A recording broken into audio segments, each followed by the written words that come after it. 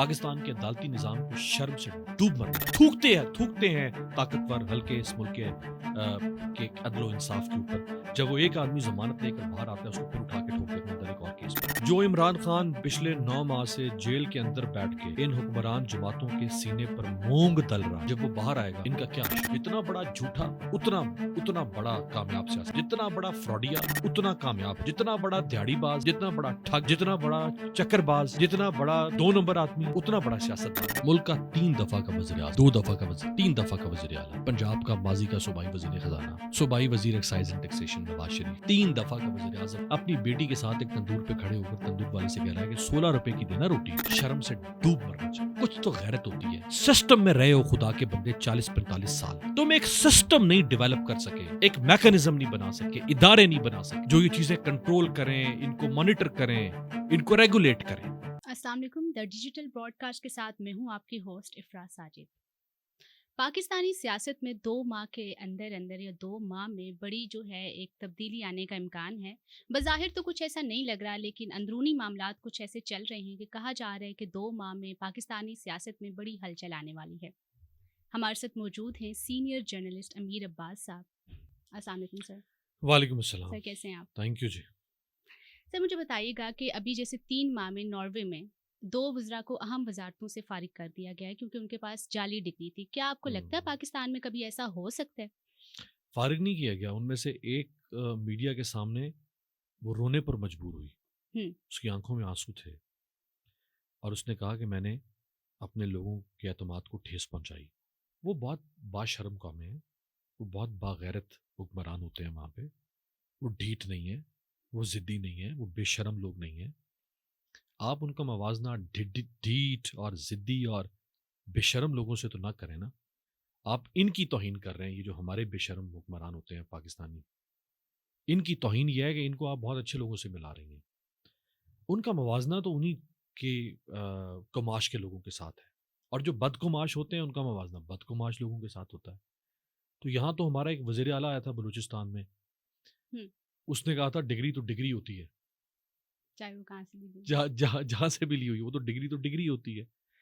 तो यहाँ तो देखिए, पूरी दुनिया में पॉलिटिक्स को लॉज गवर्न नहीं करते। सिर्फ लॉज तो होते ही हैं, सिर्फ लॉज गवर्न नहीं करते। पॉलिटिक्स को मोरालिटी भी गवर्न करती है, एथिक्स भी गवर्न करते हैं, वैल्यूज भी गवर्न करती हैं, ट्रेडिशंस गवर्न करती हैं। लॉज क्या होते हैं? वो तो कागज का टुकड़ा है, उसको कोई माने ना माने। बर्तानिया में आप देखें, वहां तो रिटन कॉन्स्टिट्यूशन ही नहीं है। दुनिया की सुपर पावर रही है एक जमाने में, आज भी वो सलामती काउंसिल के मुस्तकिल रुकन है। दुनिया की 2-3 बड़ी ताकतों में से एक है बर्तानिया। उनके पास तहरीरी आईन ही नहीं है, अच्छा अनरिटन कॉन्स्टिट्यूशन है। लेकिन वो मुल्क कैसा है? क्योंकि वैल्यूज हैं, ट्रेडिशंस हैं, कुछ चीजें सेटल हो जाती हैं, उनके ऊपर बहस नहीं होती। उनको हम कहते हैं यूनिवर्सल वैल्यूज, यूनिवर्सल ट्रुथ्स। तो हमारे यहाँ तो चीज़ें डिटरमिन ही नहीं हो पा रही कि हमने पॉलिटिक्स किस तरह करनी है, हुक्मरानी का मयार क्या होना चाहिए। यहाँ तो झूठ, जितना बड़ा झूठा उतना उतना बड़ा कामयाब सियासतदान, जितना बड़ा फ्रॉडिया उतना कामयाब हुक्मरान, जितना बड़ा दिहाड़ीबाज, जितना बड़ा ठग, जितना बड़ा चक्करबाज, जितना बड़ा 2 नंबर आदमी उतना बड़ा सियासतदान बन जाता है पाकिस्तान के अंदर। मैं को तौहीन नहीं कर रहा सियासतदान, इसका मतलब ये नहीं कि सारे ऐसे होंगे। एक अमूमी तासुर ये है पाकिस्तानी सियासतदानों के बारे में। अगर ऐसा ना होता मोहतरमा, तो आज पाकिस्तान के हालात ये ना होते। सर आपको नहीं लगता कि इसमें कसूर जो है हमारी कौम का भी है जो ऐसे लोगों का एहतसाब नहीं करती? कौम क्या करे भाई? कौम से ये वो जो फैज़ ने कहा था कि अभी तो सोए थे मक्तल को सुरखरू करके, ये किसने हमसे लहू का खराज फिर मांगा, अभी तो सोए थे मक्तल को सुरखरू करके। भाई कौम से किस बात का आप खराज मांगते हैं? लोग टैक्स देते हैं इस मुल्क, वो चाहे डायरेक्ट टैक्स हो या इनडायरेक्ट टैक्स हो। लोग इस मट्टी से मोहब्बत करते हैं, चाहे ये मट्टी उनको कुछ दे या ना दे। लोग अ, वोट देते हैं, चाहे उनके वोट पर डाका पड़ जाए। लोग, मैं ऐसे बेशुमार लोगों को जानता हूं जो पाकिस्तान से बाहर जा सकते हैं, उनके पास सलाहियत है, हैसियत है कि वो पाकिस्तान से बाहर जाएं, बेहतरीन जिंदगी गुजारें बाहर, ठोकर मारें वो पाकिस्तान की इस ज़िंदगी को, जो ज़िंदगी जानवरों से भी बदतर कर दी है यहाँ के हुक्मरान अशराफिया ने आम आदमी के लिए, वो यहाँ से छोड़ दें सब कुछ, अपना माल तरका लेके, ख़ानदान लेके बाहर चले जाएं। लेकिन वो लोग नहीं जाते। क्यों नहीं जाते? क्योंकि उनको मोहब्बत है अभी भी वो पाकिस्तान से। सौदाई लोग हैं इस मुल्क में, अभी भी कुछ जनूनी लोग हैं इसमें, अभी भी कुछ लोग हैं जिनको इस मिट्टी से मोहब्बत है। तो लोग क्या करें अब? हर तरह का हक इस्तेमाल करते हैं लोग यहाँ पे, लेकिन उसकी कदर ही नहीं है। दुनिया में आप देखें ना, एक अ, ये जब पैनामा का स्कैंडल आया तो जो उस वक्त प्राइम मिनिस्टर थे बरतानिया के, डेविड कैमरॉन, जो अभी इस वक्त वजीर खारजा हैं बरतानिया के, हम्म, उनके वालिद का नाम आया था पैनामा स्कैंडल में, जो बदनाम ज़माना नवाज शरीफ का स्कैंडल था। उनके वालिद का नाम आया, उनका अपना नाम नहीं था, उनके वालिद का नाम, और वालिद भी मर गया हुआ। कौम बाहर निकली सड़कों पे, कौम ने कहा, बैनर्स उठाए हुए थे लोगों ने, उस पे लिखा हुआ था, हम जानते हैं कि हमारा वज़ीर आज़म बहुत ईमानदार है, हम जानते हैं कि हमारा वज़ीर आज़म 99% ईमानदार है, हमें दुख इस बात का है कि वो 1% भी बददियानत या बेईमान क्यों है। 1% भी। यहां 99% बददियानत और बेईमान सियासतदान होगा ना, 99%, उसमें 1% ईमानत, वो अमानतदारी होगी, 1%। बिल्कुल। लेकिन वो इस मुल्क के निज़ाम पे मुसल्लत है। लोग किस तरह अपने एक्सरसाइज करते हैं अपने राइट का? जो मॉडर्न डेमोक्रेसीज हैं वहाँ अदालती निज़ाम है। आप ये देखें, ये क्या हो रहा है पीटीआई वालों को, जमानत तो मिल नहीं पा रही उनको। 11 महीने से डॉक्टर यास्मीन राशिद 77 साल की कैंसर सर्वाइवर जेल में पड़ी हुई है बगैर सजा के। तफ्तीश भी नहीं हो रही उसकी, तफ्तीश खत्म हो चुकी हुई है। आप जब किसी को गिरफ्तार करते हैं तो उसके दो मकासद होते हैं। पहला ये कि आपने उसको इन्वेस्टिगेट करना है। दूसरा मकसद ये होता है कि उसको सजा हो चुकी है तो अब जेल में चला गया। तीसरा मकसद आप कर लेंगे, अगर डर हो प्रोसिक्यूशन को कि ये मुल्क से भाग जाए, तो उसका हल ये होता है कि आप उसको ईसीएल पर डाल दें, उसको बाहर ना जाने दें। क्यों रखा हुआ 11 महीने से यास्मीन राशिद? क्या किया खदीजा शाह के साथ? यहां से जमानत मिलती थी एक और केस में, आखिर उसको उठा के क्वेटा ले गए। पाकिस्तान के अदालती निजाम को शर्म से डूब मरना चाहिए। ये थूकते हैं ताकतवर हल्के इस मुल्क के अदलो इंसाफ के ऊपर। जब वो एक आदमी जमानत लेकर बाहर आता है, उसको फिर उठा के ठोक देते हैं अंदर एक और केस में।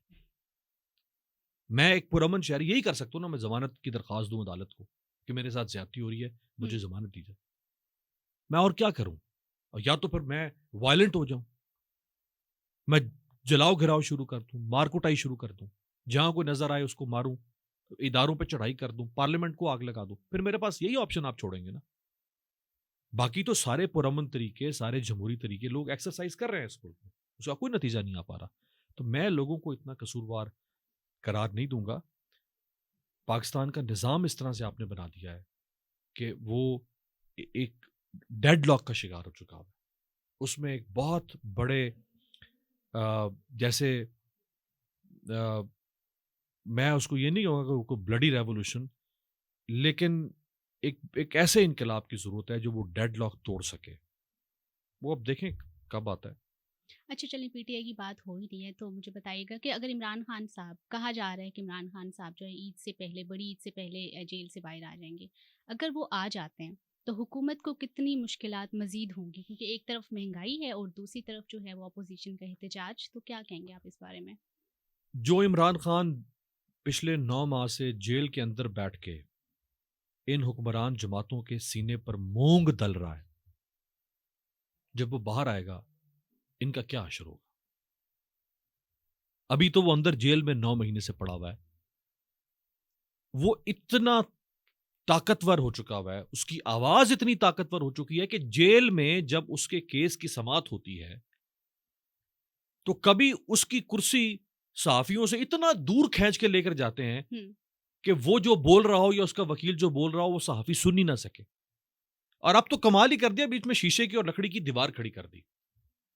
तो जाहिल तबका, क्या शीशे की आवाजें लीडर की आवाजों को रोक सकती हैं? लीडर की आवाज में रेजोनेंस होती है,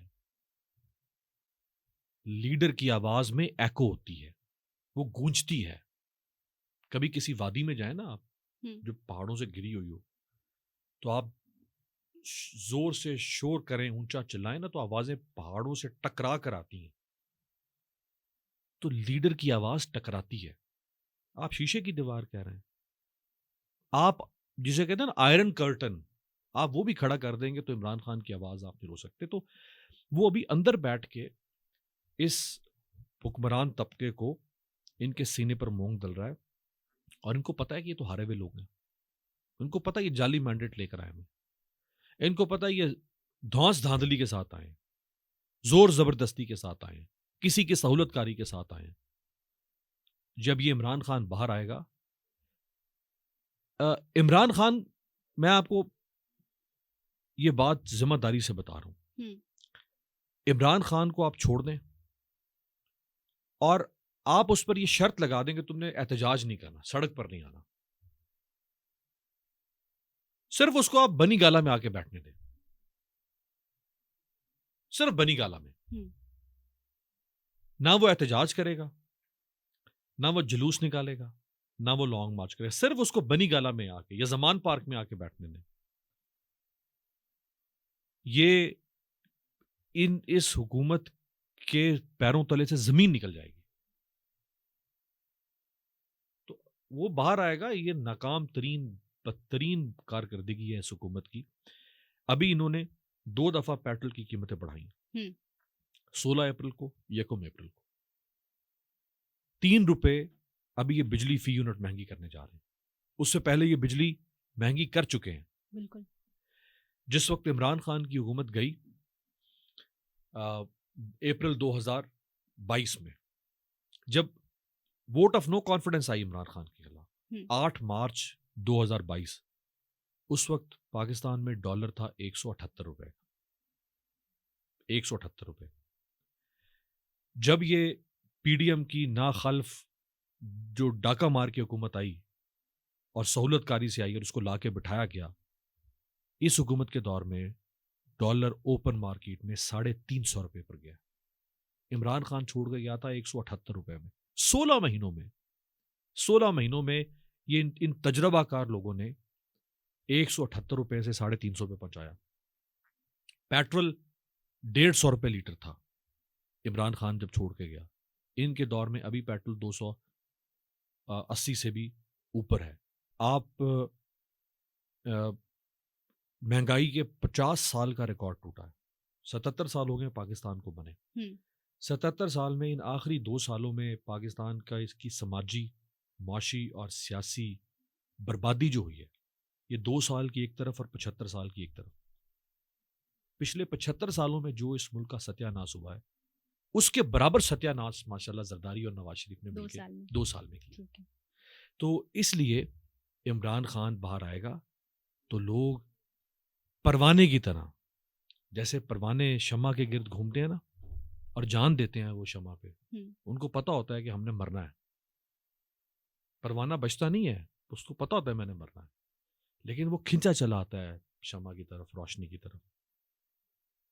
इमरान खान लोगों के साथ जुड़ चुका है, लोग इमरान खान से जुड़ गए। इनकी बदनसीबी है, मैं क्या कह सकता हूँ, जो करने वाले हैं उनकी भी और जो फायदा उठाने वाले ये पीडीएम के लोग हैं। और इमरान खान की खुशनसीबी है, उसको पावर दें, काम करने दें, वो डिलीवर नहीं करेगा, लोग निकाल देंगे उसको। यही हाल है। ख्वाजा आसिफ का ये कहना है कि फैज़ाबाद धरना कमीशन की जो रिपोर्ट है वो हकायक पर मबनी नहीं है, या वो जिस मकसद के लिए बनाई गई थी वो पूरा नहीं हुआ। तो क्योंकि जो साबिक DGIS आई थी उनको क्लीन चिट मिल गई है, क्या आपको लगता है कि रिपोर्ट हकायक पर मबनी है या नहीं? ख्वाजा आसिफ साहब और हमारे एक बड़ा तबका है सियासतदानों का, वो जो इकबाल ने कहा था ना कि इकबाल बड़ा उपदेशक है, मन बातों में मोह लेता है, गुफ्तार का गाजी बन तो गया, किरदार का गाजी बन ना सका। ये कुछ लोग हैं, ये गुफ्तार के गाजी हैं। भाई आप वज़ीर दिफा हैं इस वक्त पाकिस्तान के। जनरल फैज़ हमीद का ताल्लुक पाकिस्तान की फ़ौज से था, कमर जावेद बाजवा का ताल्लुक पाकिस्तान की फ़ौज से था।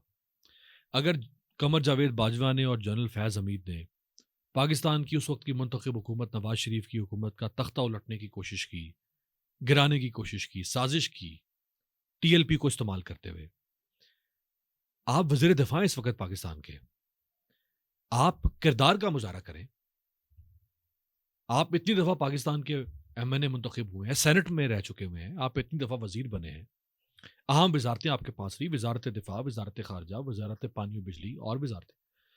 आपको चाहिए कि मैं अब इस उम्र के बाद वज़ीर-ए-आज़म तो बनूँगा नहीं। मैं ठोकर मारता हूँ इस इक़्तिदार को, लेकिन मैं कमर जावेद बाजवा और फैज़ हमीद को कटहरे में लाके छोड़ूँगा। फिर ये फ़ैसला करें ना आप। आप वज़ीर दिफ़ा हैं पाकिस्तान के। ये दोनों शख्सियात आपके मातहत इदारे की शख्सियात थी। हुँ। आप बतौर वज़ीर दिफ़ा लिखे सेक्रेटरी दिफ़ा को कि इन दोनों को पार्लियामेंट में बुलाया। अच्छा, पार्लियामेंट में भी बुलाने की बात की थी इन्होंने कि बुलाया जाए कमर जावेद बाजवा को, और हुँ। बाद में माफ़िया माँगते फिरते रहे कि मैं अगर किसी की दिल आज़ारी हुई है तो मैं तो नहीं करना चाहता था, और मैं माई बाप मैं तो ये चाहता ही नहीं था कि मैं आपको बुलाऊँ, आप तो बहुत मैं तो ये गलती।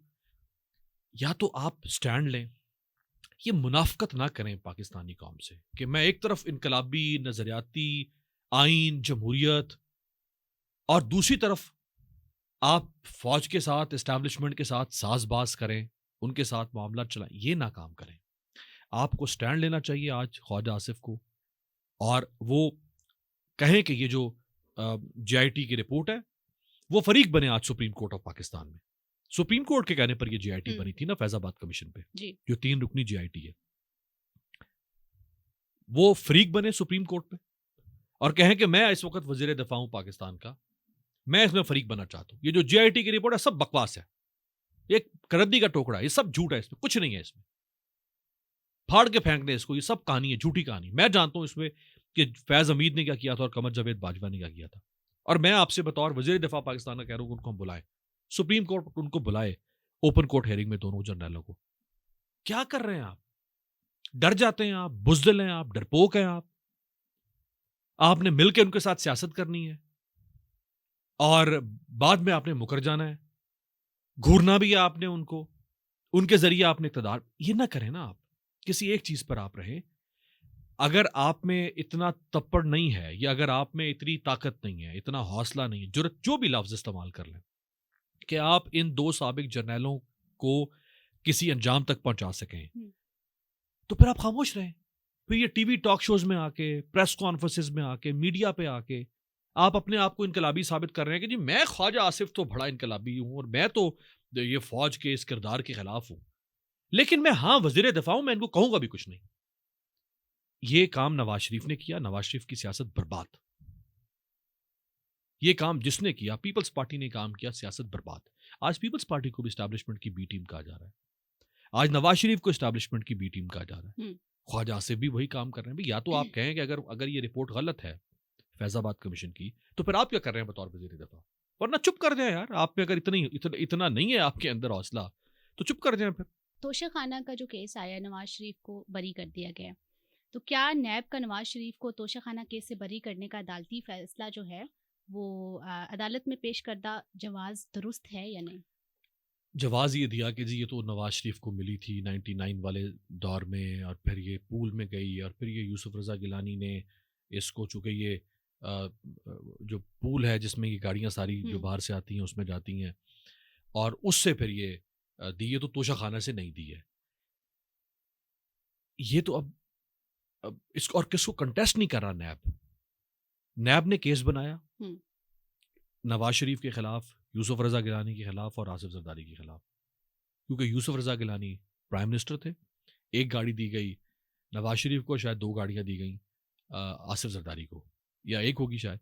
और जो आसिफ ज़रदारी को गाड़ी दी गई, उसके पैसे जाली बैंक अकाउंट से दिए गए, और वो जाली बैंक अकाउंट ओमनी ग्रुप, बदनाम ज़माना, अ अ, उन उसका उस जो ज़रदारी साहब के बिल्कुल यार-ए-ग़ार हैं, हुँ। उनके साथ उनका ताल्लुक है, वहाँ से उसकी पेमेंट की गई।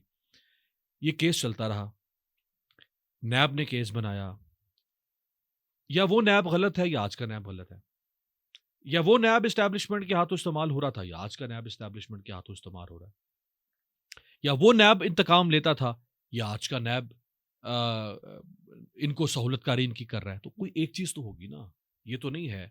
और फिर कागजात साथ, नैब जब केस तैयार करता है तो उसके साथ सबूत लगाता है ना, सच्चे झूठे कुछ तो कागज लगा के अदालत में केस फाइल किया जाता है ना।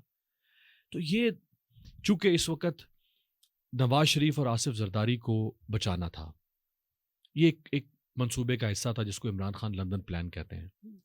और अब लग रहा है कि ये लंदन प्लान है। जैसे नवाज शरीफ के केसेस ख़त्म किए गए, इससे पहले पैनामा का केस ख़त्म किया गया, वो नैब और इस्लामाबाद हाई कोर्ट से जो नवाज शरीफ को बरियत हुई है, चंद मिनटों में इस तरह तमाशा आप बनाते हैं कानून का। और हाई कोर्ट के जजेस बेचारे क्या कर सकते थे, जब जिस प्रोसिक्यूशन एजेंसी ने जिसने सजाएं दिलवानी थी उसने कहा कि जी हमें तो ज़रूरत ही नहीं है इनको सजा दिलवाने की। तो नैब के इस फैसले की वजह से जो दीगर नैब ने फैसले किए उस पे कुछ असरअंदाज होगा, आपको क्या लगता है? नहीं देखिए ना, ये तो दौर दौर की बात है। आज अगर ये दौर इमरान खान के खिलाफ है हम्म। तो नैब इमरान खान के खिलाफ केसेस बना रहा है, जैसे Toshakhana case, Al Qadir trust case. हम्म। पिछले 2 साल से पाकिस्तान में सारे सियासतदान उन्होंने गंगा स्नान किया हुआ है। सारे सियासतदान पवित्र हैं, पाक हैं। उनमें से कोई करप्ट नहीं है, चोर नहीं है, डाकू नहीं है, लुटेरा नहीं है, कुछ नहीं है।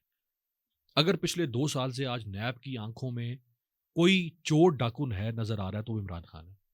हम पागल हैं? कौम पागल है? ये आप किसी और को अब पागल बनाएं। अब इस कौम को पागल नहीं बनाया जा सकता।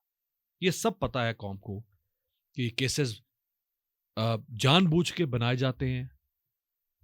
असली केसेस होते हैं तो जानबूझ के ख़त्म किए जाते हैं। हम्म। जैसे आसिफ जरदारी के, ये जो आसिफ जरदारी का जो जाली बैंक अकाउंट्स और मनी लॉन्ड्रिंग का स्कैंडल था, साकिब निसार जिस वक्त चीफ जस्टिस थे उस ज़माने में ये जब केस चला, ये केस नून लीग की हुकूमत में सामने आया। चौधरी निसार अली खान उस वक्त वज़ीर दाखिला थे। FIA के पास ये केस आया, एक सस्पिशियस ट्रांजैक्शन, जो FMU यूनिट होता है शायद स्टेट बैंक का या FIA का, वहाँ से ये ट्रांजैक्शन सामने आई। नून लीग के ज़माने में, इमरान खान के पावर में आने से 2 साल पहले की बात है, ये 1.5 साल।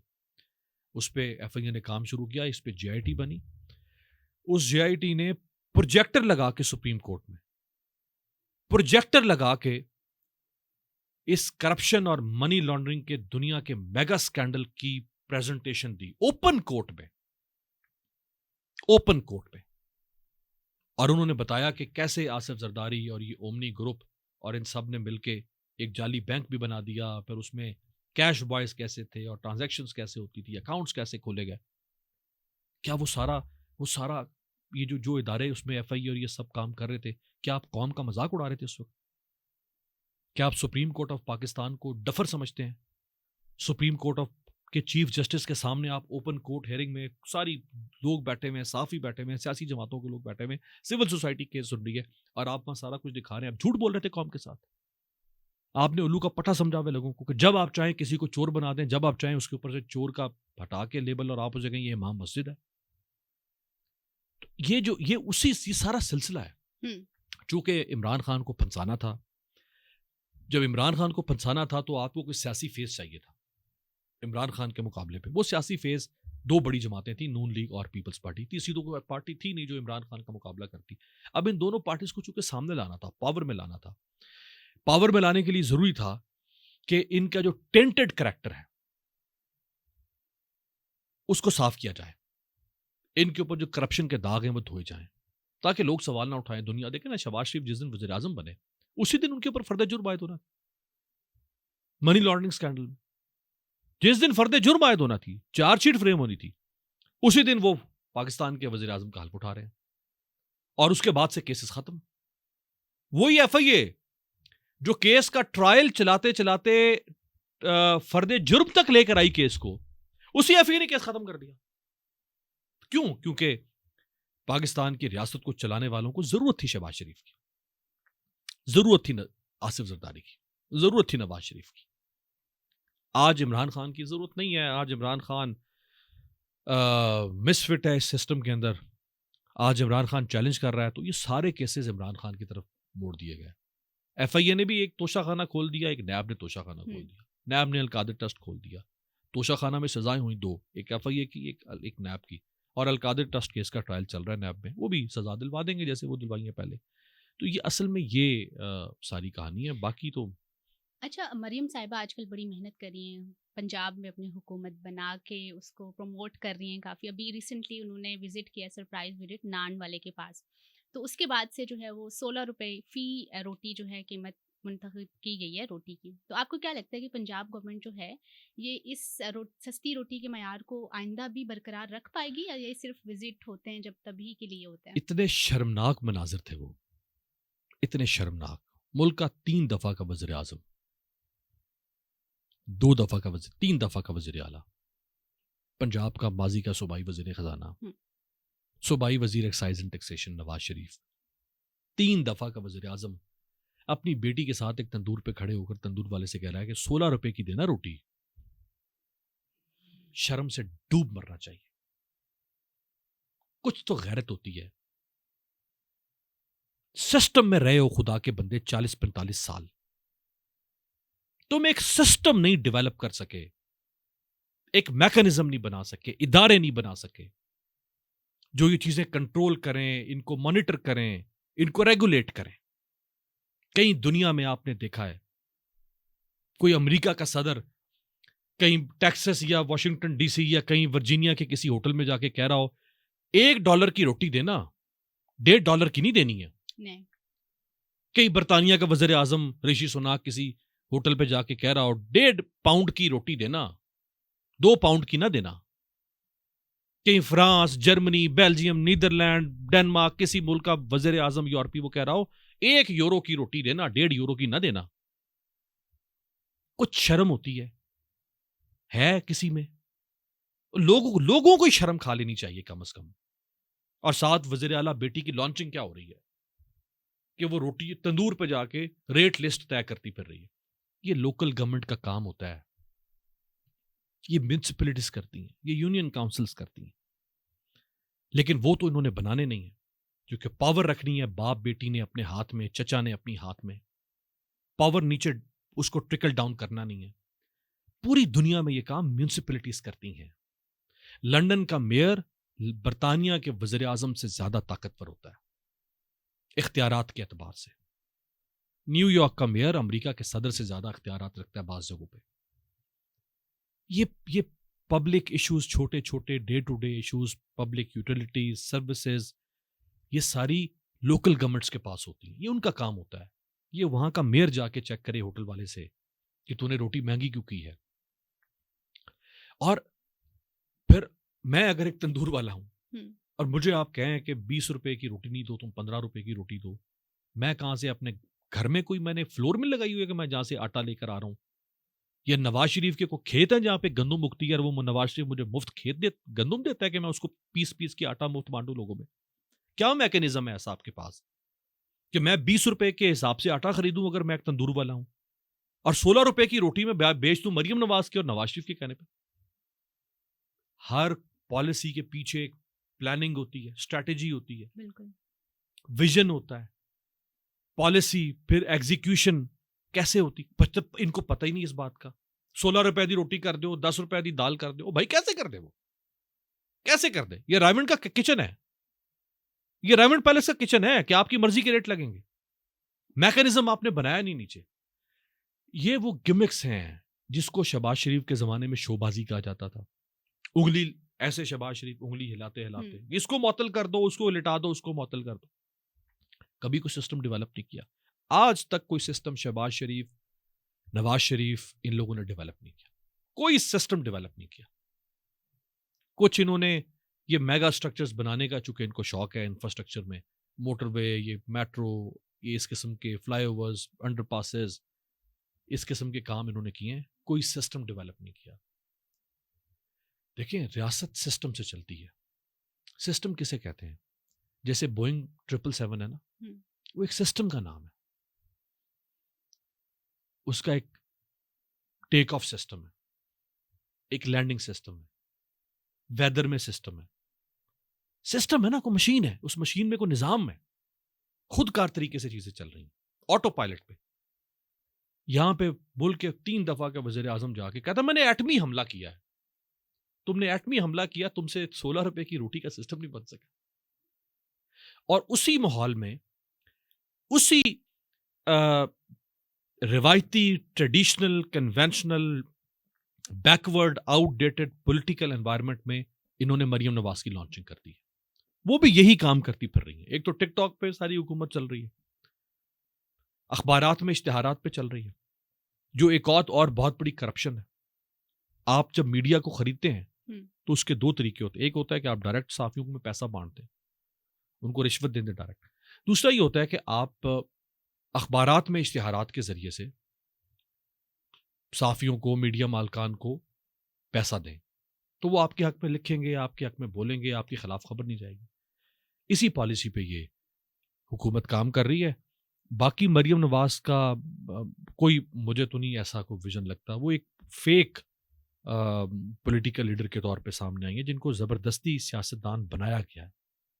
उनके अंदर पॉलिटिकल सब्सटेंस नहीं था, पॉलिटिकल मटेरियल नहीं था। उनको बनाया गया ज़बरदस्ती सियासतदान, और लोगों को फिर कहा कि जी ये आपकी वज़ीर आला है, और इलेक्शन जितवाने वालों ने जितवा दिया। बस ठीक है। अच्छा, जाते-जाते हम एक लास्ट सवाल आपसे कर लेते हैं कि अभी जो वज़ीर दाखिला हैं, मोहसिन नकवी, उन्होंने सोशल मीडिया के सख्त कवानीन की हामी भी की है, हिमायत की है। तो आपको क्या लगता है कि सोशल मीडिया पे इस तरह के सख्त कवानीन बना के हम सोशल मीडिया को कंट्रोल कर सकते हैं? Social media, internet, United Nations के जो human rights, fundamental human rights का चैप्टर है, उसका हिस्सा बन चुका हुआ है। अब इंटरनेट जैसे रोटी, कपड़ा, मकान, सांस, हवा, ये सब इंसान की बुनियादी हुकूक हैं, उसी तरह इंटरनेट इंसान का बुनियादी हक है। आप इस मुल्क को नॉर्थ कोरिया बनाना चाहते हैं, इस मुल्क को आप गल्फ स्टेट्स की तरह कंट्रोल करना चाहते हैं, क्या करना चाहते हैं? आज की दुनिया में मैडम, ये रुकावटें नहीं खड़ी की जा सकती, ना ये बरकरार रह सकती हैं। हाँ, कोई टोटलिटेरियन रजीम हो, कोई फाशिस्ट रजीम हो, कोई मैसोलिनी हो, कोई पिनोशे हो, इस किस्म के हुक्मरान आ जाए, वो ये काम कर सकते हैं। ना ये आग से खेलने के मुतरादिफ होगा। अगर ये हुकूमत ये पाबंदियां लगाएगी, ये आग से खेलने के मुतरादिफ होगा। लगा के देख ले, लोग कैसे इस पर रेजिस्ट करेंगे, आप देखेंगी। Thank you so much sir for your time. Thank you. अगर आपको हमारा आज का पॉडकास्ट अच्छा लगा हो तो उसे लाइक, कमेंट और सब्सक्राइब करना मत भूलिएगा। अपनी राय से हमें आप आगाज़ कर सकते हैं, हमारे यूट्यूब चैनल पे कमेंट कीजिएगा। शुक्रिया।